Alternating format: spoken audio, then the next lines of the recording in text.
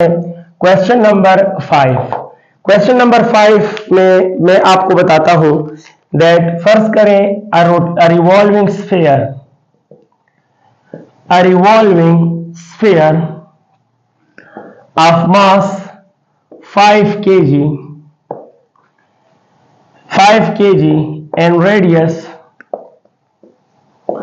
and radius 1 meter. What is its angular momentum? What is its angular momentum if it is revolving? If it is revolving with 10 radian per second. फर्ज करो एक sphere है जो कि revolve हो रहा है, घूम रहा है। इसका मास 5 kg है, रेडियस 1 मीटर है और रिवॉल्यूशन का एंगुलर स्पीड 10 है। आप बताएं इसका एंगुलर मोमेंटम कितना होगा। तो मैं ऑप्शन ले लेता हूं। Let me consider it is 100 kg metre square per second. Second option लेता हूं 150 kg metre square per second. Third option ले लेता हूं 200 kg metre square per second और ऑप्शन डी ले लेता हूं नन ऑफ दीज। एहतियातन नॉन ले लेते हैं। देखो हमारे स्टूडेंट सोल्यूशन के लिए आप इस्तेमाल करोगे एंगुलर मोमेंटम होता है आई और ओमेगा। अब मोमेंट ऑफ इनर्शिया आपने किसके लिए लेना है? स्फीयर के लिए। अक्सर बच्चे यहां गलती कर जाते हैं, एल की जगह एल, इक्वल की जगह इक्वल। अक्सर बच्चे सिर्फ एम आर स्क्वायर लिख लेते हैं। याद रखो एम आर स्क्वायर तब लिखोगे जब यहां स्फीयर ना हो, क्या कहा हो? बॉडी कहा हो, शेप मेंशन ना हो। जब शेप मेंशन नहीं होगा तो फिर आप बॉडी के लिए एम आर स्क्वायर लिखोगे, लेकिन स्फीयर शेप मेंशन है और स्फीयर के लिए मोमेंट ऑफ इनर्शिया में एम आर स्क्वायर के साथ साथ क्या आता है? 2/5। आप इसको चेंज नहीं कर सकते। तो मोमेंट ऑफ इनर्शिया की जगह 2/5 एम आर स्क्वायर और ओमेगा की जगह ओमेगा। अब तो वैल्यू है पुट करो। तो एंगुलर मोमेंटम 2 की जगह 2, मास हमें मिला है 5, रेडियस है 1 स्क्वायर, एंगुलर वेलोसिटी है 10 और नीचे भी 5 है। 5 और 5 कैंसिल हो जाते हैं और 10 multiply by 2 is 20 kg metre square per second. इसमें नहीं है तो हम ऑप्ट करेंगे नॉन और आंसर के साथ आप लिखेंगे 20। हमारा next question number 6। We are dealing the mixed MCQs of oscillation and angular motion. ये क्वेश्चन जो है वो मेन आइडियाज के हैं। कई पास्ट पेपर में ये आइडियाज कई बार टच हो चुके हैं। सो क्वेश्चन नंबर 6 है हमारा कि अगर ऑसिलेटर के बारे में पूछूं, the kinetic energy and potential energy of an oscillator at extreme. अगर एक ऑसिलेटर एक्सट्रीम पॉइंट पर है तो उसकी काइनेटिक और पोटेंशियल के इंफॉर्मेशन क्या होंगे?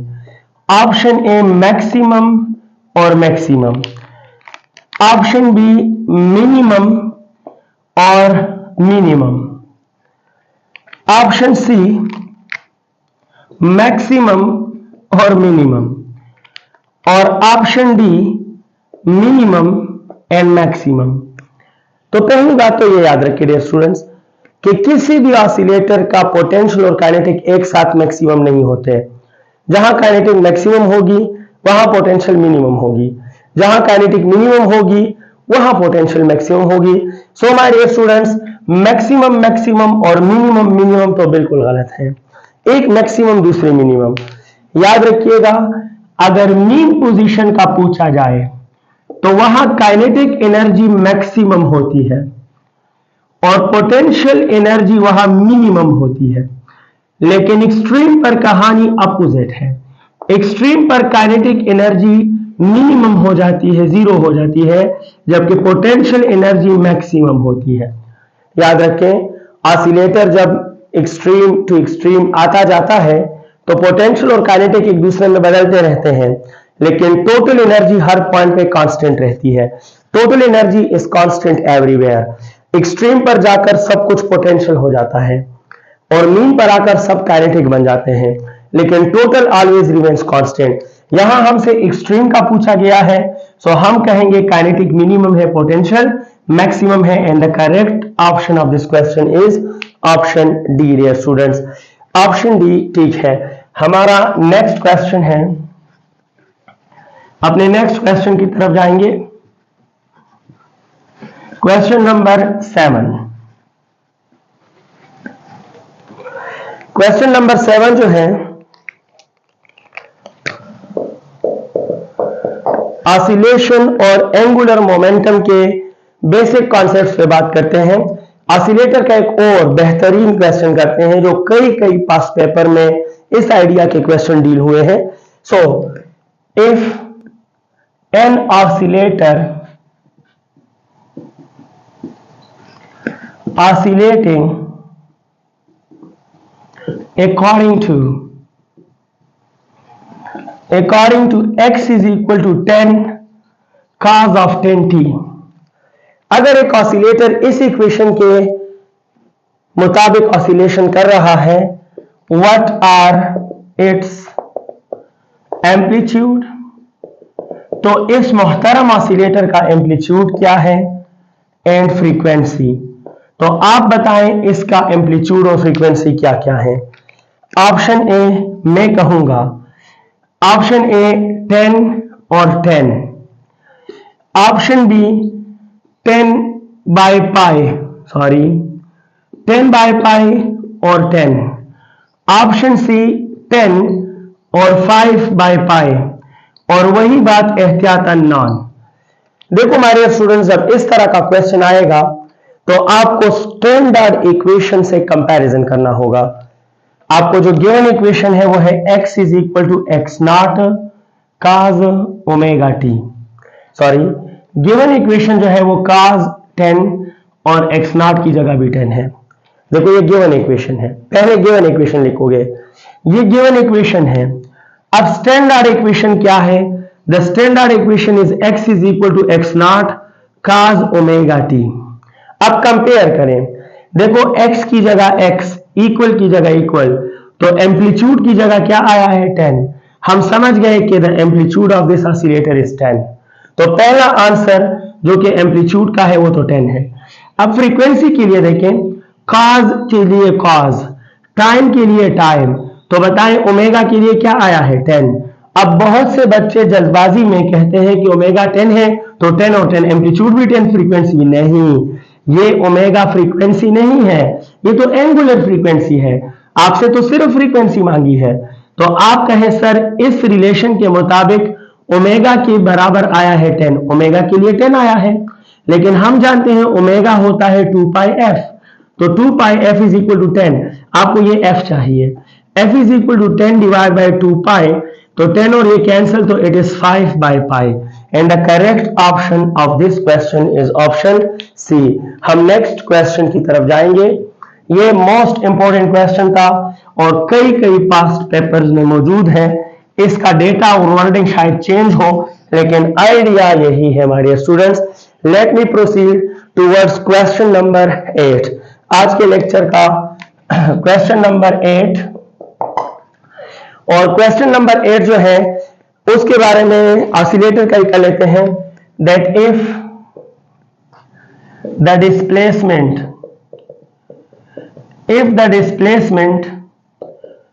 Of an oscillator,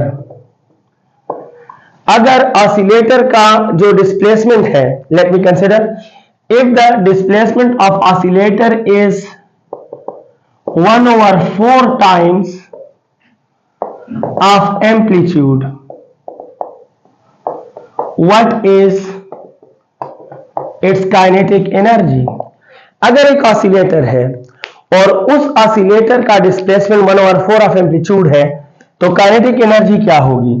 option A, it will be half m omega square x not square, option B, it will be 3/4 m omega square x not square, option C, it will be 15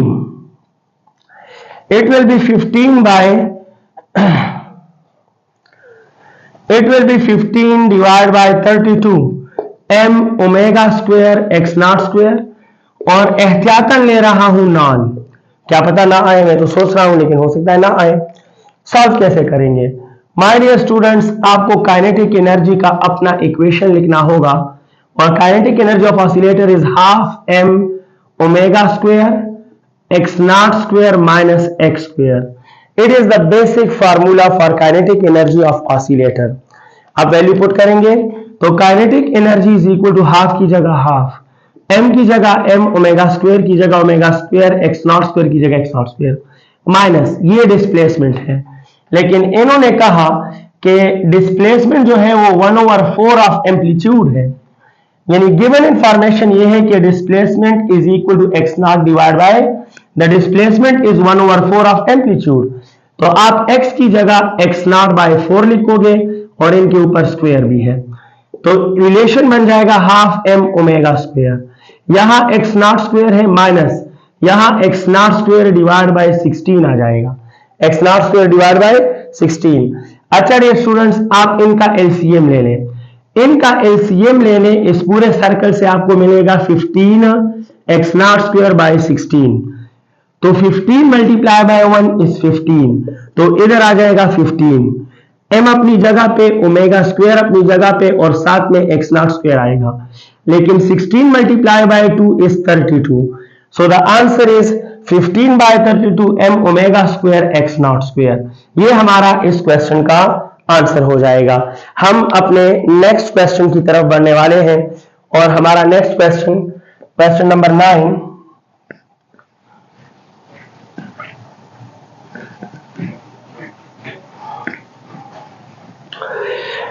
question number 9 देखते हैं, angular motion का या oscillation का कर लेते हैं। Angular motion and oscillation के past papers में मुख्तलिफ आइडियाज में से हमने 3, 4, 5, 6 आइडियाज डिस्कस किए। हमारा नेक्स्ट क्वेश्चन है कि ज्यादातर ऑसिलेशन के ये ट्रेंड भी ज्यादातर ट्रेस हुए हैं, that if for an oscillator, फर्ज करो एक ऑसिलेटर है, मिसाल के तौर पर एक ऑसिलेटर है, सिंपल हार्मोनिक मोशन का ऑसिलेटर का हो, the kinetic energy is 3 times of potential energy, what is it's displacement. तो ऐसे क्वेश्चन भी बेतहाशा आ चुके हैं, काफी आप चेक कर सकते हैं कि काइनेटिक और पोटेंशियल का रिलेशन दिया हो, डिस्प्लेसमेंट मांगा जाए। कभी कभी आपसे कहते हैं कि डिस्प्लेसमेंट इतना है तो काइनेटिक और पोटेंशियल का रिलेशन क्या है, कभी रिलेशन देते हैं और डिस्प्लेसमेंट मालूम करवाते हैं। तो मैं ऑप्शन ले लेता हूं फर्जी, एक्स नॉट बाई 2 फर्ज करो, option B x naught by 2 under root, option C x naught by 3 under root और ऑप्शन डी एहतियातन नॉन। हम सॉल्व करेंगे, आपको सॉल्यूशन का मेथड बता रहा हूं। Dear student, kinetic energy is equal to 3 times of potential energy. आपके जहन में हो कि हम डिस्प्लेसमेंट मालूम कर रहे हैं, यानी we are trying to find x, फार्मूले पुट करोगे तब जाके कुछ मिलेगा, half m omega square x not square minus x square, ये काइनेटिक का फार्मूला। 3 की जगह 3 पोटेंशियल का फार्मूला होता है half m omega square x square, ये पोटेंशियल एनर्जी का फार्मूला है। देखो हाफ एम ओमेगा स्क्वायर और हाफ एम ओमेगा स्क्वायर को तो पहले झटके में कैंसिल कर लें, इधर रह जाएगा x not square minus x square और इधर रह जाएगा 3x स्क्वायर, ये माइनस एक्स स्क्वायर उधर जाएगा तो 4 बन जाएगा, तो x not square is equal to 4x square. उम्मीद है आप समझ रहे हैं। अच्छा डियर स्टूडेंट्स, क्या करें, ये बन जाएगा, हाँ 3 टाइम्स है ना, तो ठीक है, 3x स्क्वायर और ये इधर 4x स्क्वायर, ये इसके बराबर है, इसके बराबर है, एक ही बात है। So we can write that 4x square is equal to x not square. ऐसा करें taking root on both hand sides, तो स्क्वायर स्क्वायर रूट कैंसल, 4 का रूट आता है 2 और स्क्वायर स्क्वायर रूट कैंसल, तो x is equal to x not या x is equal to x not divide by 2। देखिए जनाब, हमारा आंसर आ गया। इस क्वेश्चन का आंसर है x नॉट बाई 2, यानी जब डिस्प्लेसमेंट हाफ ऑफ एम्पलीट्यूड हो तो काइनेटिक एनर्जी पोटेंशियल एनर्जी के 3 टाइम होती है, 3 टाइम्स होती है।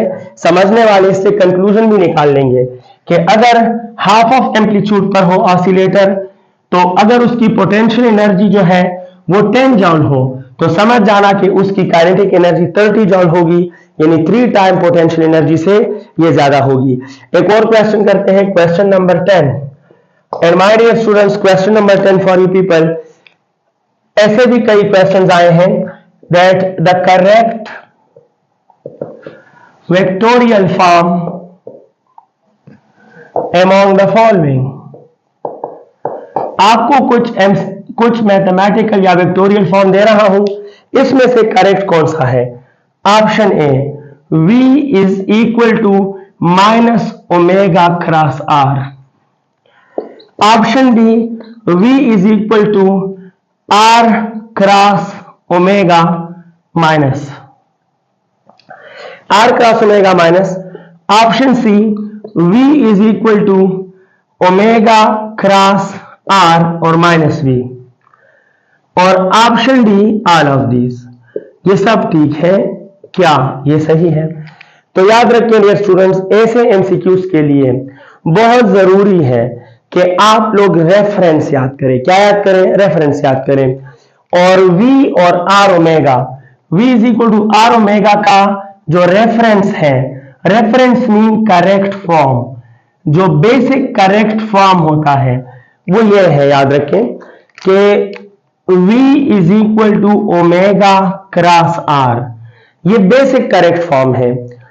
अब याद रखना, चाहे राइट पर माइनस लगाओगे तो ऑर्डर बदल जाएगा, चाहे लेफ्ट पर माइनस लगाओगे तो ऑर्डर बदल जाएगा। अगर माइनस नहीं लगाओगे तो ओमेगा पहले होगा, r बाद में होगा। ये याद रखें। It is the correct basic correct form reference. इसमें अगर लेफ्ट राइट पर एक जगह पे भी माइनस लगाओगे तो तरतीब बदल जाएगी। अब गौर से देखें, ऑप्शन ए में लेफ्ट साइड पे, राइट साइड पे क्या लगाया है? नेगेटिव लगाया है ना। तो नेगेटिव लगाया है तो तरतीब तो चेंज होनी चाहिए थी। ओमेगा क्रॉस आर के साथ तो दोनों जगहों पे पॉजिटिव होना चाहिए। तो यहां नेगेटिव है, ओमेगा क्रॉस आर गलत होगा। अब इस सी को देख, अगर ये गलत तो आर तो वैसे भी गलत है। अब सी को देखते हैं हमारे स्टूडेंट्स। अगर मैं कहूं सी की बात क्या है तो मुलाहिजा करें, यहां ओमेगा क्रॉस आर के साथ प्लस है और यहां क्या है? माइनस।